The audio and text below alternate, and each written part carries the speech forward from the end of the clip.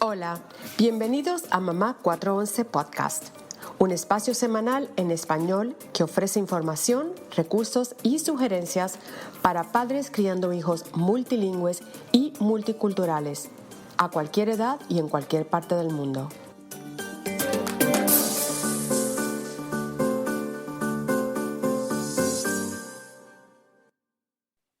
Hola a todos, bienvenidos. Hola Erika, saludos, ¿cómo estás? Hola a todos, bienvenidos.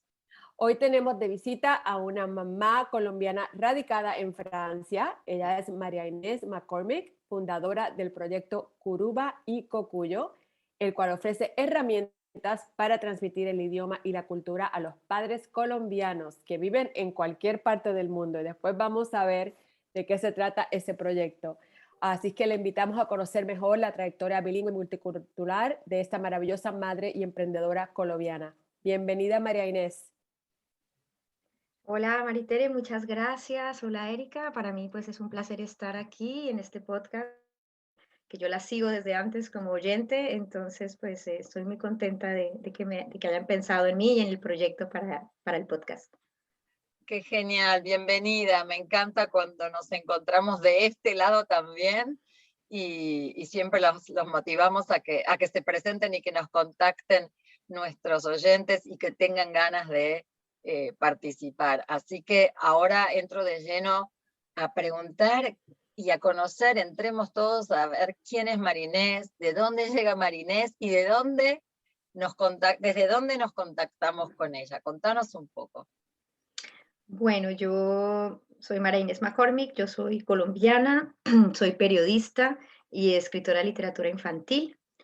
Bueno, durante, digamos, todo el tiempo nací en Colombia, viví en Colombia, si bien tengo raíces, pero bien refundidas, escocesas, porque mi tatarabuelo era escocés, pero él migró a Colombia a mitad del siglo XIX, entonces pues es en un antepasado muy lejano, eh, pero que nunca le habló inglés a sus hijos y entonces pues ya eso quedó, o sea, es más anecdótico que tenga el apellido McCormick, solo que como vengo del lado paterno, pues se ha ido conservando. Pero bueno, es como tantas historias de migración de América Latina que están presentes en, bueno, en Brasil, en Argentina, en tantos países que llegaron europeos. Entonces, pues yo vengo de ahí, pero pues nada, español en la casa, inglés en el colegio, y no era un colegio bilingüe, había como un refuerzo de inglés nomás. También para el trabajo, como trabajaba haciendo periodismo escrito en una revista colombiana, que es como una revista que, bueno, imaginen como una Newsweek, Time, como ese tipo de revistas, una revista de información general. Y ahí pues sí, muchas veces teníamos que entrevistar personas en Estados Unidos y ahí pues sí era importante tener el inglés. Entonces ahí me fui como usando o sí, preparándome más como con el inglés, pero siempre para trabajo, porque no vivía en Estados Unidos ni nada. Y luego, después, cuando ya iba a cumplir los 30 años, yo quise como cambiar, porque yo entré a esta empresa como practicante en la pasantía, me quedé como 8 o 9 años ahí, hice toda mi carrera en este mismo medio escrito, y ya quería cambiar. Y entonces me fui para la Argentina a tomarme como un año sabático, a hacer unos cursos en Buenos Aires, y allá conocí a mi esposo, que es francés, que él había querido irse también a Argentina, él quería aprender español, y tenía un amigo argentino en París que le dijo, vete para Argentina. Entonces, allá nos encontramos, y pues nada, al comienzo él quería hablar, empezamos hablando inglés, y él me dijo, no, yo quiero aprender español, entonces empezamos en español, y, y pues nada, ahí empezó una relación, pero donde él después de 3 meses me confesó que llevaba 3 meses sin entender nada de lo que yo decía.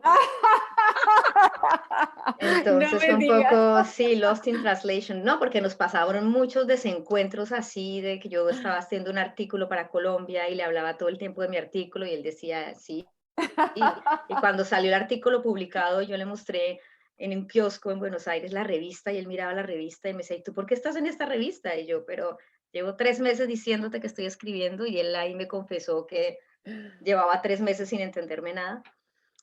Entonces, bueno, digamos que eso empecé desde ceros, una relación multicultural y bilingüe, y que yo creo que se dio también porque estábamos en Buenos Aires, pues en un lugar neutro, donde los dos éramos extranjeros, y nada, ya después nos vinimos a Colombia porque yo ya tenía que regresar, él se vino conmigo, y nada, luego nos casamos y vivimos como 3 años en total en América Latina, y luego a él le ofrecieron un trabajo en Francia, y pues yo todavía tenía ganas de seguir viajando, y dije, bueno, pues él ya hizo su parte, él ya vivió lo que es América Latina, conoce, aprendió el idioma, y nos vinimos a Francia.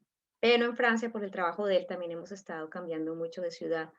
Entonces yo en estos 13 años que llevo en Francia he vivido en 5 ciudades distintas. Entonces he tenido un Wow. poco una vida nómada, pero ya desde el 2019 ya estamos en Burdeos. Y pues nada, fue el último cambio que yo dije, bueno, ahora sí ya vamos a comprar algo, nos instalamos, y pues llegó el coronavirus. Entonces, pues hasta ahora es que está todo como volviendo a despertar.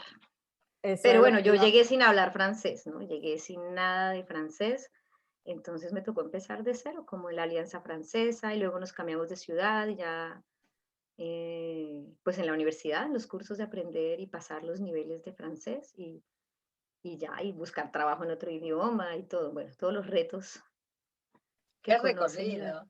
Me encanta que mi ciudad de origen te haya hecho conocer, te Claro. haya encontrado con el amor, a pesar de que al principio no se entendían mucho, pero Sí, me no, no, no, encanta, nosotros tenemos, me pues encantan siempre esas anécdotas. nosotros tenemos 2 niñas, 2 hijas, y les decimos que algún día vamos a ir a Buenos Aires para que conozcan el lugar donde se conocieron papá y mamá. Bueno, yo te iba a preguntar cuánto tiempo llevabas en Francia, pero ya dijiste 13 años. ¿Cuál ha sido ese ajuste cultural? ¿Hay diferencias mayores entre la cultura francesa y la colombiana?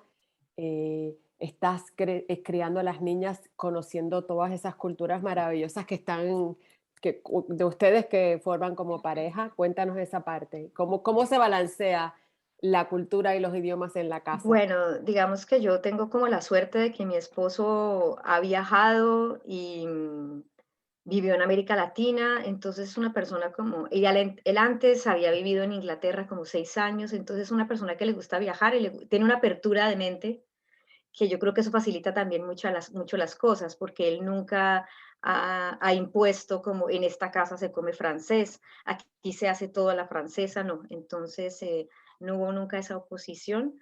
Em, y en cuanto a cultura, pues son como detalles que uno empieza a ir, digamos, si bien Francia hoy en día es más un país ateo, pues digamos, no hay tanto practicante, pues sí tiene una historia religiosa de catolicismo. Entonces, en Colombia la gente es muy católica, entonces digamos que no hubo choque de religión ni de nada, porque por esa parte no había, pues la comida aquí es muy rica, entonces, por ejemplo, yo aprendí a comer francés en la medida que ya no me choca comer carne que está poco cocida, que como se la comen acá, que es roja, que le sale sangre, el tartar, todo ese tipo de cosas. Hay cosas que no como, como caracoles, no, eso no me gusta. em, pero, por ejemplo, como foie gras, como ostras, cosas de las que ellos comen y que otras personas de América Latina dirían, uy, no, no.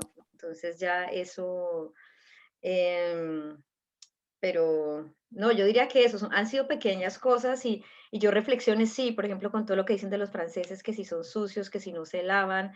Yo conozco franceses que se lavan y franceses que no se lavan.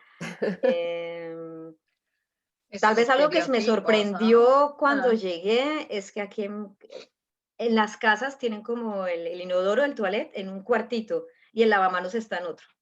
Entonces eran cosas qué, como yo, pero ¿qué es esto? qué ¿Por qué hacen esto? interesante. Entonces, sí, como pequeños detalles así de la vida cotidiana que uno lo mira, pero yo creo que para ellos también son curiosidades cuando uno viaja a otro país, y ya los choques que pasado ese primer año de todas estas pequeñas sorpresas, pues nada, uno empieza a descubrir ya las diferencias más de fondo, y es, por ejemplo, en mi caso, con mi profesión, que hacía periodismo escrito, pues obviamente por más de que yo pasara niveles de francés, pues nunca iban a aceptar porque no era el nivel que ellos querían. ¿sí? Entonces tuve que hacer como ese duelo migratorio de poder decir, voy a trabajar en lo mío en Francia, pero pues porque era mi profesión, porque yo sé que yo tengo amigas que estudiaron ingeniería y otras cosas y pues ellas sí se lograron como ubicar en cargos similares y para ellas no fue un problema. Pero hay ciertas carreras que desafortunadamente no van a funcionar. Entonces creo que eso sí fue como un choque cultural, porque aparte yo ya llegué luego yo tenía 33 años, yo ya tenía toda una vida laboral detrás que tocó cambiar, entonces eso sí fue como ese choque cultural de reinventarse, pues digamos, uno está todavía joven, pero como que uno siente que ya está viejo para ciertas cosas, ¿sí?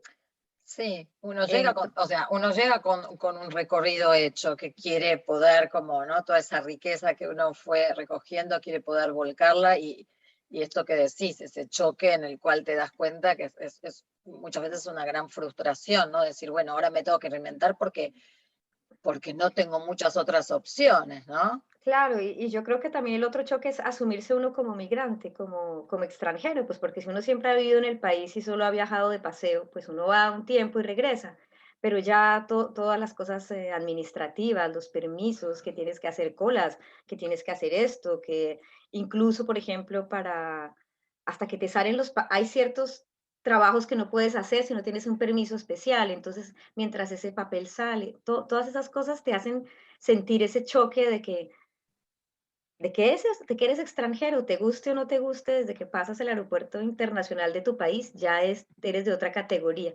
Y ahí todo el mundo se junta, ya eres, obviamente hay migrantes de migrantes, hay unos que son más, digamos, más rechazados que otros, ¿sí? Pero pues al final es como sentir eso, que ya no eres local, sino que, entonces yo creo que esas fueron como las diferencias, que tú descubres que ahora es un poco más difícil hacer lo que antes en tu país podía ser más simple.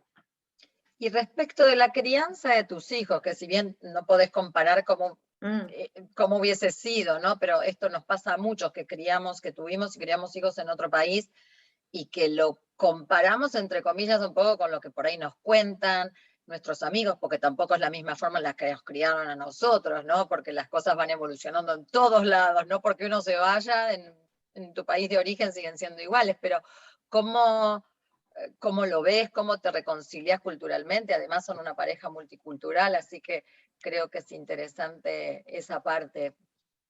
A ver, yo hay una cosa que siempre voy a estar agradecida con Francia, es que gracias a Francia yo pude tener mis hijos porque nosotros tuvimos problemas de fertilidad y el gobierno francés paga los ciclos de fecundación in vitro. Wow. Entonces, eso fue, o sea, yo creo que si yo hubiera estado en Colombia, sí habría intentado, o en otro país, el préstamo y todo, pero eso es todo un combate que pues afortunadamente en nuestro caso funcionó porque tenemos nuestras hijas, pero yo sé que si yo no hubiera sido por Francia, no habría podido ser mamá claramente o habría sido mucho más difícil.